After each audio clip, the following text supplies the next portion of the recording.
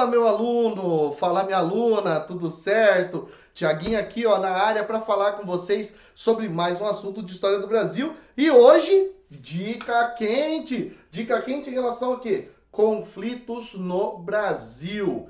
Presta atenção aí, ó. Temos basicamente três tipos de conflitos aí que acontecem no Brasil antes da proclamação da República: os conflitos nativistas, os conflitos emancipacionistas e os conflitos liberais. O que os conflitos nativistas acabam tendo aí em comum? Principalmente, cada um vai ter a sua característica regional, cada um vai ter aí a sua problemática regional e nenhum deles quer fazer a separação aí do Brasil. O legal é que quando você olha para eles, tem alguns acontecimentos aí dentro da história do Brasil que fazem você já automaticamente se ligar sobre o que está acontecendo no Brasil que vai levar esse movimento a acontecer. Ó, quer ver, ó? Aclamação de Amador Bueno. Acontece em São Paulo, 1641. Um aninho depois do fim da União Ibérica. Então o governo português precisava tirar dinheiro de tudo quanto é jeito, precisava tirar grana de tudo quanto é lado. Vai fazer o quê? Vai aumentar os impostos. A galera de São Paulo já apertou o bico e falou: não. A gente não quer saber disso aí, não. Nós não queremos saber desse negócio de cobrar imposto. Foram lá e escolheram esse cara que era muito rico para se tornar o rei de São Paulo. Mas ele não quis, a gente sabe que ele não quis, tá? Revolta dos irmãos Beckmann. O governo português ainda estava com muitas dificuldades. Olha o ano 1684, enormes dificuldades em relação ao comércio. Criou a Companhia de Comércio do Maranhão, que não deu frutos, que infelizmente não deu o resultado. O objetivo principal era dar lucro, não conseguiu. Só conseguiu o quê? Só conseguiu ter essa treta. E o governo português endureceu, é claro, para os irmãos Beckmann, que acabaram sendo executados. Guerra dos Emboabas. Olha o contexto aqui, ó. Período do ouro no Brasil, período no ouro, principalmente, é claro, aí em Minas Gerais. O que acaba acontecendo? Quem veio de fora queria ter privilégio. Quem já estava minerando não queria saber de dar esses privilégios, de conceder as melhores lavras. O que acaba resultando? Guerra, resulta em treta. O governo português, para tentar amenizar a situação, vai criar aí a capitania de Minas de Ouro e São Paulo, para tentar desmembrar de São Vicente, tá? Ó a Guerra dos Mascates. Guerra dos Mascates, 1710, 1711, está relacionada também a esse contexto em que agora o centro econômico do Brasil mudou. Agora não é mais Pernambuco, que antes era por causa do açúcar. Agora é Minas Gerais. E automaticamente nós temos ainda aquela mentalidade dos senhores de engenho que dominavam o cenário econômico aí nessa região, serem diretamente atingidos pela sua falência. O que eles vão fazer? Vão querer dominar todos os cenários econômicos que tem aí em Pernambuco, mas os comerciantes, os mascates de Recife vão falar: aqui não, meu irmão. E aí dá a treta toda, né? O governo português tem que intervir e vai dar o direito desses comerciantes de Recife se emanciparem, né? Vai ser elevado à vila aí. Revolta de Vila Rica. Revolta de Vila Rica acontece em Minas Gerais e está relacionada ao quê? A criação das casas de fundição. Os mineradores aqui, ó, é a data da criação das casas de fundição. Os mineradores não queriam permitir a casa de fundição porque ia retirar aí o pouco que eles ganhavam. Ou muito que eles ganhavam, enfim, não queria dar nenhum tipo de imposto aí pra galera. E escolheram, um cara bonito, alto, que sabia falar muito bem, o Felipe dos Santos. Vai lá, cara, e fala pra eles que ele não quer saber de casa de fundição. O que aconteceu com o Felipe dos Santos? Coitadinho, acabou sendo enforcado e esquartejado, tá? Tem dois outros movimentos que pouca gente sabe da existência deles. Um é a Revolta da Cachaça, que acontece no Rio de Janeiro em 1660. Olha o contexto aqui, ó. O açúcar não é mais tão importante assim economicamente falando, porque perdeu para o açúcar holandês das Antilhas. Mas a cachaça ainda dá um certo lucro. Só que o governo português, lá na figura do rei Dom João IV, não vai permitir nem a produção e muito menos a venda da cachaça. O que vai dar aqui? Treta, deu a revolta. O governo português em 1665 permitiu, então tá, pode produzir e vender cachaça aí à vontade.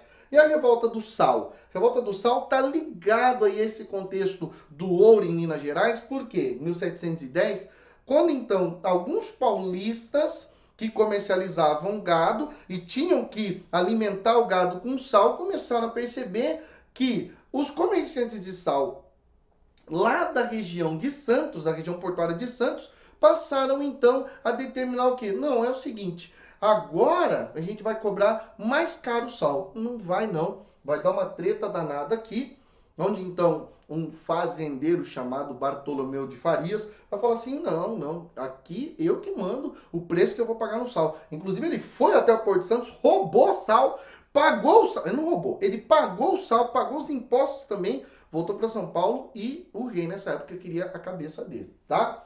Mas nenhum movimento desses aqui pretendia a independência do Brasil. Já no caso aqui, ó, dos movimentos emancipacionistas, aqui não. Aqui a ideia é independência mesmo, né? Tanto é que nós temos aqui, ó, 1, 2, 3 e um quarto movimento que é pouco falado, mas todos eles são automaticamente influenciados aí, ó, pelo iluminismo, influenciados pela independência dos Estados Unidos, porque se uma colônia fez a sua independência, por que que as outras também não fazem? E também, é claro, influenciados aí pela Revolução Francesa. O primeiro dos movimentos é a Inconfidência Mineira, né? Aí é muito fácil de lembrar. Confidência Mineira, Conjuração Baiana, Revolução Pernambucana, e aí, antes da Revolução Pernambucana, aí a Conjuração Carioca. Pô, aí não preciso nem falar onde que aconteceu. Inconfidência Mineira, onde que é? Claro, né? Óbvio, tá bem dado, já tá aí na cara, certo? Claro que tem algumas características que distinguem uma que outra. Você já sabe que na Inconfidência Mineira tem o Tiradentes, tem o X9, é claro, do Joaquim Silvério dos Reis. Você sabe que ele foi, no caso Tiradentes, foi o único que acabou sendo responsabilizado. Mas uma coisa você tem que se ligar. Esse movimento aqui é um movimento das elites. Não somente, é claro, pelos seus integrantes, mas também pelos seus objetivos e características. Quando falavam aqui na palavra abolição da escravidão, ou melhor, a expressão abolição da escravidão, não, isso aí é um negócio que não está no nosso vocabulário não, tá? Conjuração Baiana, ou Revolta dos Alfaiates. Pô, isso aqui já é um movimento popular que vai além da Inconfidência Mineira, não somente pelos seus integrantes fazerem parte das camadas populares, mas também por terem objetivos um pouco mais ligados ao povo, como, por exemplo, fim da escravidão, certo? Mas nenhum desses movimentos aqui saiu da fase dos planos. Já no caso da Revolução Pernambucana, já dentro do período joanino, aí o Brasil não é mais meramente uma colônia, aí acontece toda uma mobilização aqui em Pernambuco indignada, principalmente, é claro, por questões militares, como, por exemplo, os privilégios que o Rio de Janeiro tinha em relação aos militares. Quando o então príncipe, depois vai se tornar em 1816 rei Dom João VI, quando ele cria o exército, ele vai falar assim, olha, então beleza, está criado o exército, mas o alistamento a gente vai concentrar aqui no Rio de Janeiro. Pô, pra quê? E o resto das províncias? E o resto? Não vai ter mais nada aí? Não. E os impostos que a gente está pagando? Vai ficar tudo sendo enviado aí para o Rio de Janeiro para ficar aí com a corte? Não, chega. Esse movimento também é chamado de Revolta dos Padres, pela grande quantidade de padres que acabaram se envolvendo com o movimento. Um deles é o Frei Joaquim do Amor Divino, também conhecido como Frei Caneca, que depois tem uma história com outro movimento que vai acontecer 7 anos depois, que é a Confederação do Equador, tá? E outro movimento... tô esquecendo. Esse aqui, no caso da Revolução Pernambucana, diferentemente dos dois, saiu da fase dos planos. Ele conseguiu, é claro, estabelecer o seu, digamos assim, a sua vitória, foi de certa maneira tranquilo, mas infelizmente não durou muito tempo, não deu nem tempo de elaborar uma Constituição e promulgá-la. E aí o governo brasileiro já deu um jeito de agir em cima e abafar, nesse caso aqui, esse movimento, tentando prender, e é claro, alguns dos líderes acabaram sendo executados, infelizmente. Agora sim, Conjuração Carioca. No caso da Conjuração Carioca, muito importante esse movimento aqui, ó. Só que ele foi basicamente só uma ideia assim teórica. Foi só um movimento de discussão. Ele só foi uma questão onde basicamente esse grupo de pessoas que se reunia aí na Sociedade Literária do Rio de Janeiro, só discutia, só falava aí de assuntos relacionados ao iluminismo, de assuntos relacionados aí ao fim do absolutismo, fim do mercantilismo, fim do colonialismo, e aí é claro, quando eles foram indiciados, acontece aí uma devassa sobre eles, que é uma espécie de investigação ou inquérito sobre esses indivíduos, e nenhum acabou sendo responsabilizado, sendo libertados depois aí do fim da devasta, certo? Agora os conflitos liberais, esses aqui estão dentro do período imperial brasileiro e tem a ver justamente com o quê? Naquele momento em que, historicamente falando, o Brasil não tinha um imperador e tem uma agitação política muito grande em torno do quê? Dois partidos políticos, o Partido Liberal e o Partido Conservador. E aí um movimento liberal vai acabar agitando-se aí em todo o Brasil. Se a gente perceber aí, ó, é basicamente de norte a sul do Brasil. Salvo, é claro, a revolta dos malês, que também vai acabar acontecendo aí na Bahia, da mesma maneira que a Sabinada, mas vai ter uma motivação aí étnica, um pouco diferente desses movimentos. E aí a gente tem o que? A cabanagem acontecendo no Pará. Foi um dos poucos movimentos em que também os líderes populares chegaram ao poder, mas acabou sendo fatalmente vencido pelo exército brasileiro. A Sabinada foi um movimento que basicamente queria uma ideia de uma relação de autonomia, mas enquanto o imperador não tinha assumido. Quando o imperador tivesse idade mínima para assumir, e assumisse, aí pronto, não chega. Agora a gente não precisa mais governar, agora o imperador está aí, pronto, já era. A balaiada também vai ser um movimento de caráter popular, onde infelizmente nesse caso aqui, o movimento não vai conseguir chegar ao seu objetivo e ele vai transpor aí o fim do período regencial, sendo então vencido já durante o segundo reinado.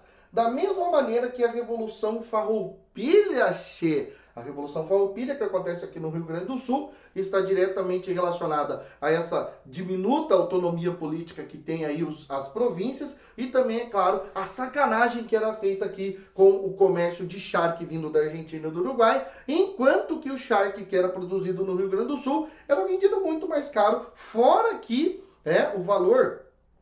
As taxas de importação, é claro, para o sal, que é uma matéria-prima básica para fazer charque, você conhece como charque, nós aqui no Pago Amado, a gente conhece como charque, mas você deve conhecer aí como carne seca ou carne de sol, enfim, seja lá qual é o tipo de carne salgada que você conhece, tá? O sal vai ficar mais caro.